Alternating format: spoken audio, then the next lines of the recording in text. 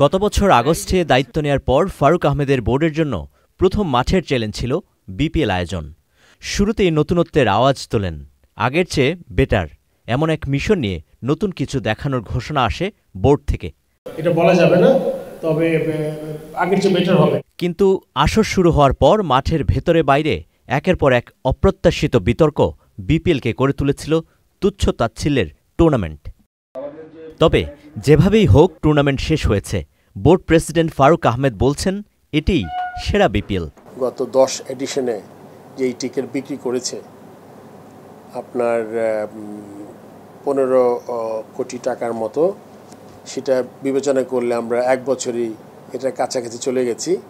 এবং আপনারা এটা জেনে খুশি হবেন, আমরা টিকিট সত্য বিক্রি বাবদও আমরা 3 বছরের কন্ট্রাক্ট করেছি 1 কোটি টাকা করে। তার মানে যদি আমরা টিকিট সেলের সাথে আর 1 কোটি টাকা যোগ করি এবছর, তাহলে প্রায় 17.5 কোটি টাকার মতো হবে।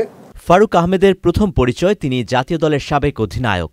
তার মতো আগে পরে আন্তর্জাতিক অঙ্গনে দেশকে নেতৃত্ব দিয়েছেন এমন অধিনায়কদের আমন্ত্রণ জানিয়েছিলেন নিজ অফিসে। তাদের কাছ থেকে নিয়েছেন আগামী বিপিএল ও ঘরোয়া ক্রিকেটে উন্নতির পরামর্শ। সব ফর্মার ক্যাপ্টেন তাদের মতামত দিয়েছে এবং এর মধ্যে অত্যন্ত চমৎকার কিছু সাজেশন এসছে, সেগুলো আমরা বিবেচনায় নিয়ে আমাদের আগামীতে যাতে আমরা কাজে লাগাতে পারি। দুয়ারে আইসিসি চ্যাম্পিয়ন্স ট্রফি, টাইগারদের মিশন নিয়েও ভাবনার কথা শুনিয়েছেন বোর্ড প্রেসিডেন্ট। একটা জিনিস ভালো লেগেছে আমার ক্যাপ্টেনের আত্মবিশ্বাস দেখে। সো আমার মনে হয় তারা নির্ভর। 20 ফেব্রুয়ারি ভারতের বিপক্ষে ম্যাচ দিয়ে আইসিসি চ্যাম্পিয়ন্স ট্রফির আসর শুরু হবে টাইগারদের। Arif Chowdhury, channel I, Dhaka.